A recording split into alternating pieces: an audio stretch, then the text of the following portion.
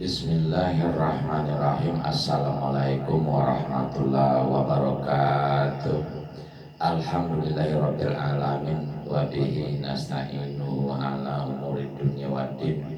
Asyhadu an la ilaha illallah wa la syarikalah wa asyhadu anna Muhammadan abduhu rasuluh. Allahumma shalli wa sallim wa barik ala nabiyyina Muhammad wa ala alihi rasulillahi ajmain. Amma ba'd.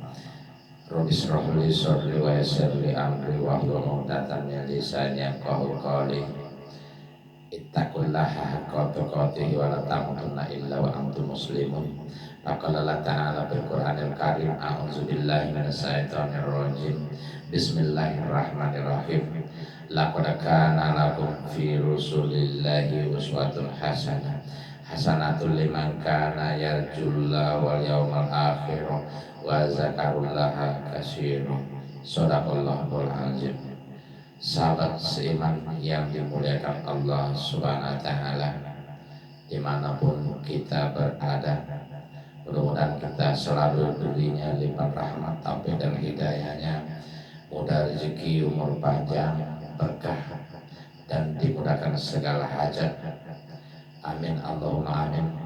Berselawat kita kepada kekasih Allah baginda Rasulullah sallallahu alaihi wasallam yang kita rindukan, yang kita harapkan kasih sayangnya, yang juga jauh sebelum kelahiran kita sudah merindukan keberadaan kita, yang nantinya akan menunggu kita di yaumil akhir dan akan memberikan syafaat untuk keselamatan kita, terhindar dari azab Allah SWT, terhindar dari neraka jahanam, dan bersama beliau baginda Rasulullah sallallahu alaihi wasallam di Jannatul terbaik, Jannatul Firdaus. Tentunya kita mengikuti sunnah-sunnahnya dan banyak bersolawat kepadanya. Allahumma sholli ala sayyidina Muhammad wa ala ali sayyidina Muhammad.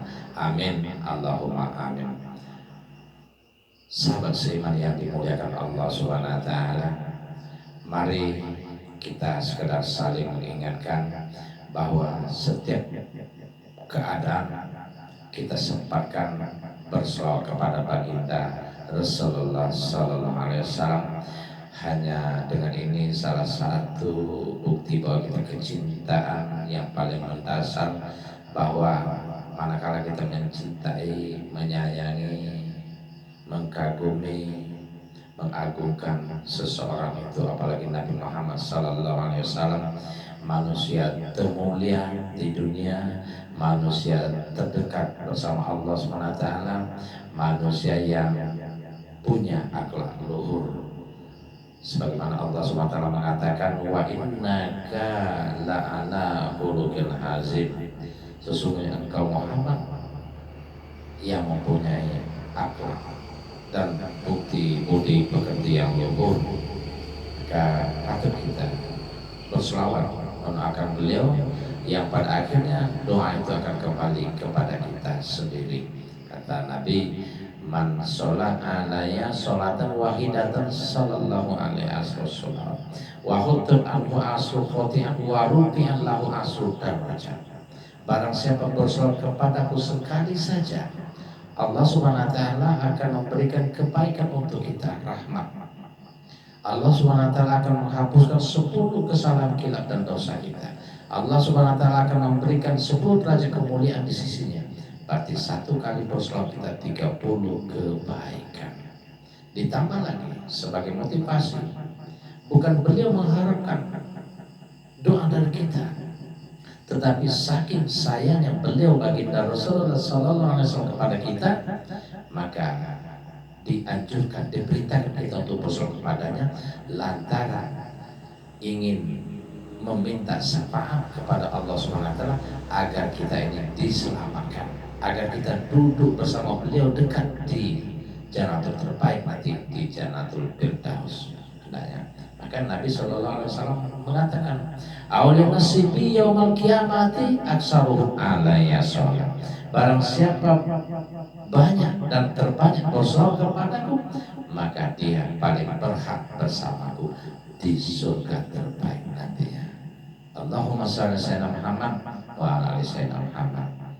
Amin. Allahumma amin. Sahabat seiman yang dimuliakan Allah Subhanahu wa taala, kita membacakan lantunan sholawat sedikit ya, sepotong. Judulnya Betapa Rindu Hatiku. Betapa rindu hatiku ingin dekat dengan kekasihku, datang ke kota Madinah, melepaskan dahaga jiwaku.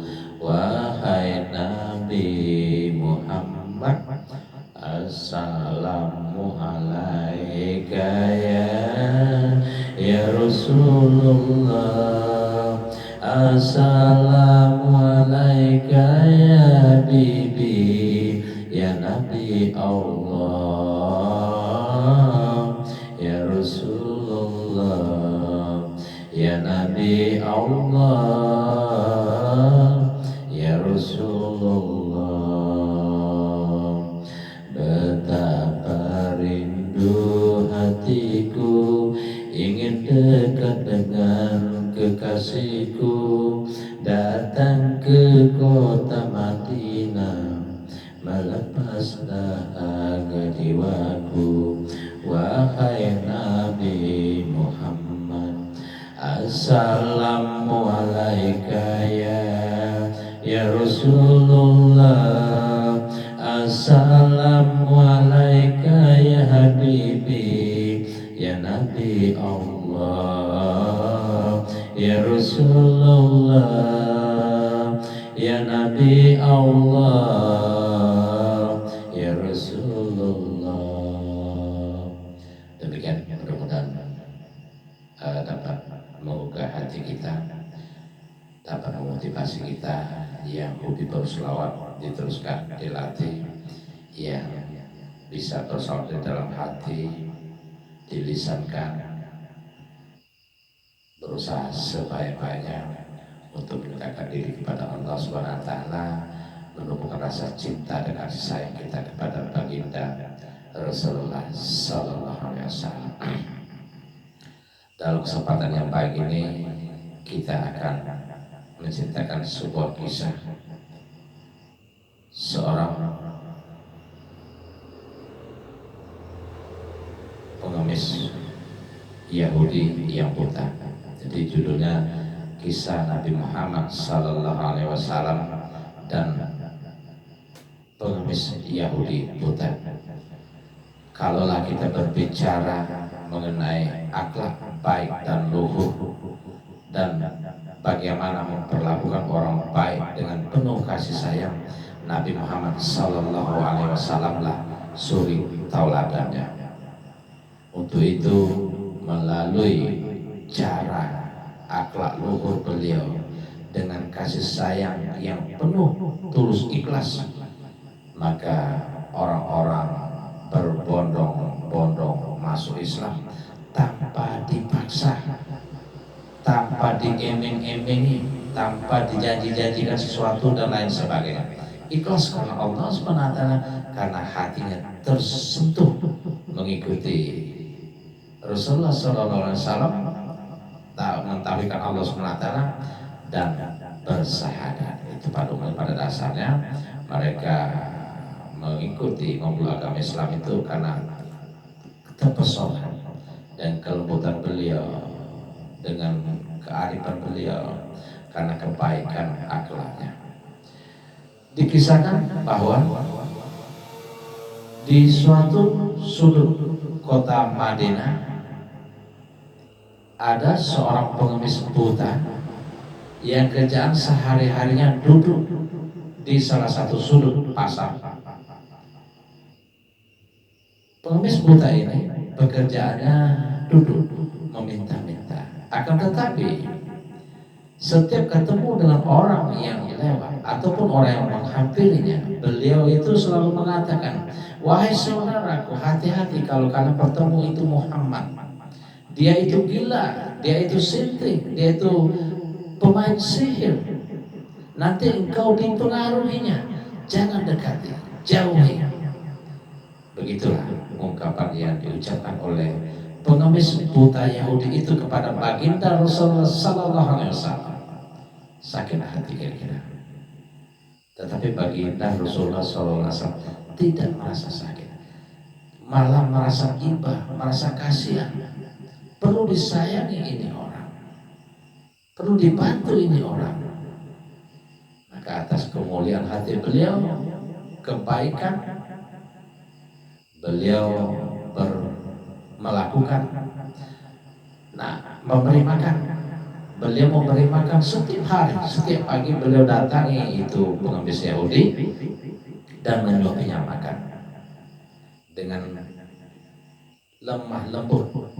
Dilembutkannya makanannya, baru disuapkan kepada pengemis buta itu sampai akhir hajatnya menjelang beliau wafat baginda Rasulullah SAW.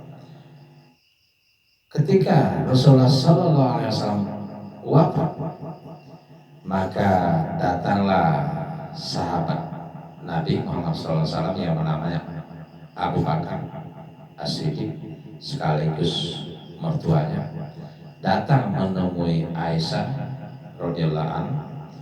Wahai Aisyah, katanya, adakah sunnah kekasihku Rasulullah SAW yang belum aku lakukan? Wahai ayahku, kata Aisyah, sesungguhnya tidak ada satu sunnah pun yang belum engkau lakukan. Akan tetapi satu yang belum engkau lakukan, wahai ayah. Apa itu, putriku? Kata Abu Bakar. Bahwa baginda Rasulullah SAW itu pergi ke suatu sudut pasar. Dia setiap hari membawa makanan, menyuapi pengemis buta. Itu ayah yang belum engkau lakukan. Maka dengan senang hati ayahnya Abu Bakar As-Siddiq membawa makanan pergi menemui pengemis itu. Sesampai di depan pengemis itu, langsung Abu Bakar menyuapi pengemis buta itu. Akan tetapi sebelum berjalan dengan baik, sebelum makan, pengemis itu mengatakan, siapa kamu? Sesungguhnya aku orang biasa. Tidak. Karena biasanya orang yang memberi saya makan itu membuat saya ringan. Saya tidak mengenggam makanan itu. Makanan itu sudah dikunyahnya, dilembutkannya dulu dengan mulutnya, sehingga saya lancar menelannya. Mendengar ini tidak tahan, Abu Bakar As-Siddiq menangis.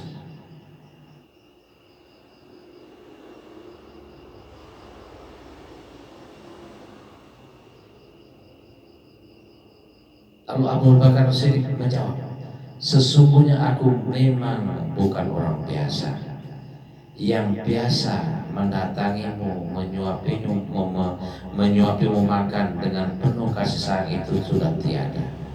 Dia telah meninggal dunia. Maka pengemis buta itu tertegun, tunduk. Diteruskan oleh Abu Bakar As-Siddiq, dia adalah Muhammad Sallallahu Alaihi Wasallam. Benarkah, katanya, dia yang selalu kucaci, kuhina, kubur orang akan menjauhi dia. Dia bisa sebaik itu. Maka menangislah pengemis buta itu dan langsung mengucapkan syahadat, asyhadu alla ilaha illallah Muhammadar Rasul, asyhadu alla ilaha illallah wa asyhadu anna Muhammadan abduhu rasuluh. Jadi beliau itu langsung bersyahadat dan akhirnya memeluk agama Islam. Jadi itu sekelumit kisah dikisahkan oleh para sahabat, ya, bahwa sesungguhnya Nabi Muhammad Sallallahu Alaihi Wasallam adalah suri teladan bagi kita untuk segala hal dalam kehidupan. Di dalam menuntut kita agar kita memperlakukan manusia dengan baik, agar kita menjadi orang yang berguna. Beliau mengatakan bahwa sebaik-baiknya manusia adalah yang bermanfaat bagi orang lain. Khairun nasi anfa'uhum linnas. Sebaik-baiknya manusia adalah yang bermanfaat bagi manusia lain. Bahwa kita juga diberitakan oleh Allah Subhanahu wa taala untuk tetap berlaku baik terhadap siapapun, karena tidak ada kebaikan kecuali akan dibalas oleh kebaikan oleh Allah Subhanahu wa taala. Hal jazaul insani ilal ihsan. Maka setiap kebaikan juga akan kembali kepada kita semua. In asatum li anfusikum wa in asatum falaha. Bahwa setiap kebaikan yang kalian lakukan itu akan kembali kepada kalian sendiri, dan sebaliknya manakala kalian melakukan suatu kejahatan, maka kejahatan itu akan menimpa kalian sendiri. Itu sebagai motivasi kita bahwa ini apa yang dilakukan Rasulullah Sallallahu Alaihi Wasallam sudah tercatat di Al-Quran, sudah dijelaskan oleh Al-Quran, sehingga akhlak Rasulullah adalah khuluqul Quran, adalah Al-Quran berjalan. Apa yang dilakukannya itulah cerminan yang ada di dalam Al-Quran Al-Karim yang pedoman kita di dalam menjalani kehidupan dunia ini untuk keselamatan kita dunia dan akhirat. Baik, di dalam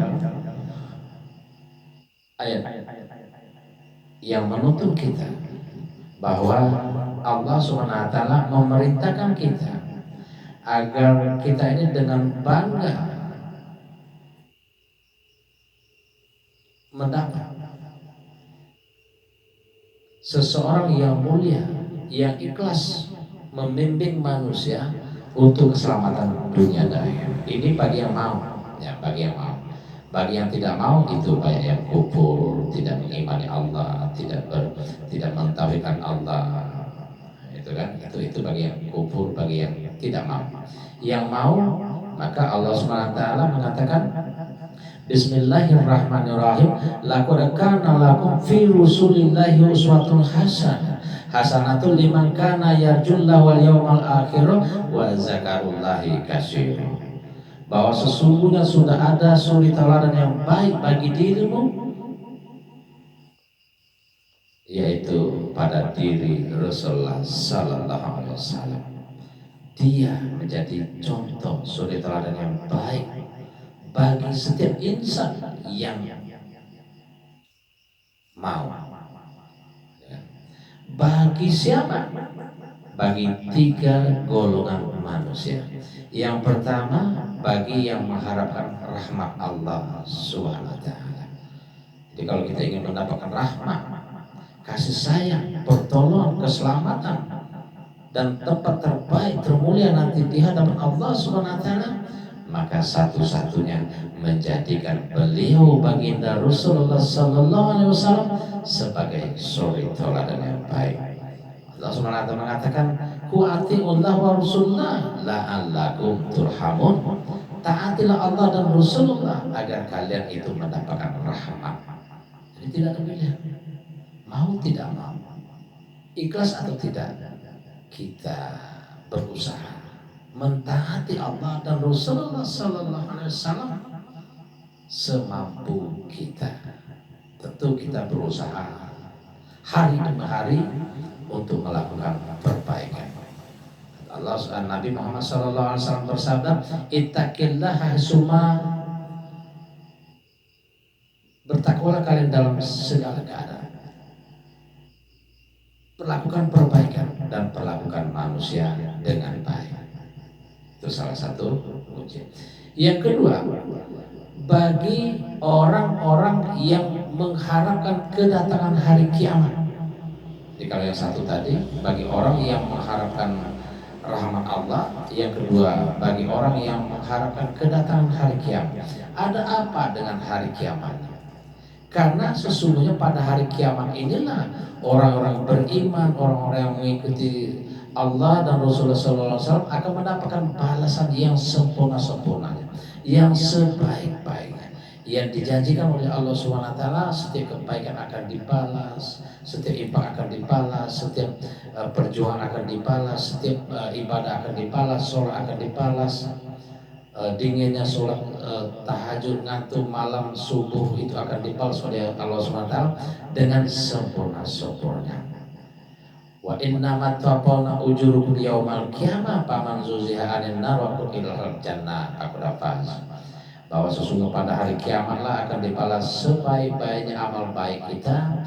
Barang siapa diselamatkan oleh Allah SWT dari neraka karena amal perbuatan kita, maka kita akan mendapatkan surga itu dan kita termasuk golongan orang-orang yang menang.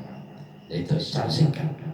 Yang ketiga, bahwa orang yang mengikuti Rasulullah Sallallahu Alaihi Wasallam sebagai suri teladan itu adalah orang yang banyak mengingat Allah Subhanahu Wa Taala. Ingat dalam segala keadaan, dalam berdiri, dalam duduk, dalam bekerja, dalam berjalan, sedang apapun kegiatan kita kecuali tidur. Ya kan? Allah SWT mengatakan, ya ayyuhallazina amanu zkurullaha dzikran katsiran wa sabbihuhu bukratan wa asila. Wahai orang-orang yang beriman, ingatlah Allah SWT sebanyak-banyaknya. Maka di dalam surat Al-Ankabut itu dikatakan, utlu ma uhiya ilaika minal kitab wa aqimus shalah inna sholata tanha 'anil fahsya'i wal munkar wallahu yasma'u nasta'un. Wallahu yasma'u nasta'un. Sehingga Allah mengatakan, bacalah kita Al-Qur'an ini karena inilah petunjuk. Dirikanlah sholat. Sesungguhnya sholat membuat diri kita terlepas dari perbuatan keji dan munkar, dan juga akan mengingat Allah. Wala zikrul akbar, ya, mengingat Allah adalah sholat adalah perkara utama dan paling besar di dalam mengingat Allah Subhanahu Wa Taala. Maka Allah Subhanahu Wa Taala mengatakan, hanya Allah lah yang memberikan rahmat itu. Untuk itu alasan Allah SWT mengapa Allah menyeru kita untuk banyak mengingat Allah Subhanahu wa taala, karena Dia yang memberikan rahmat. Karena dengan mengingat Allah Subhanahu wa taala, para malaikat akan memohon ampunan untuk kita. Para malaikat memohon kepada Allah Subhanahu wa taala agar kita ini selalu diberi cahaya keselamatan. Cahaya keselamatan ada di dalam sholat. Untuk itu mari kita tegakkan, kita pelihara dengan khusyuk tanpa menganggap remeh sholat. Wa sholatun nur. Nabi Muhammad sallallahu alaihi wasallam bersabda, man hafazu 'alaiha laka yurunurun wa buhana wa najata yaumil qiyamah. Barang siapa memelihara sholat, dia akan mendapatkan cahaya petunjuk dan keselamatan hingga akhir hari kiamat. Hanya itu sebagai gambarannya. Mudah-mudahan melalui momen ini, bulan-bulan kelahiran Nabi Muhammad SAW, kita dapat mendekatkan diri kepada beliau dengan banyak berselawat dan mengikuti sunnah-sunnahnya. Mudah-mudahan ada manfaatnya buat kita bersama. Untuk kepentingan dakwah, please like, comment, share, and subscribe. Percayalah bahwa setiap kebaikan akan kembali kepada kita sendiri. Setiap amal yang kita anjurkan kepada orang lain untuk diamalkan, maka sekali mereka melakukan, mereka akan mendapatkan amal. Kita juga akan mendapatkan amal dari mereka tanpa mengurangi pahala mereka yang melakukan. Assalamualaikum warahmatullahi wabarakatuh.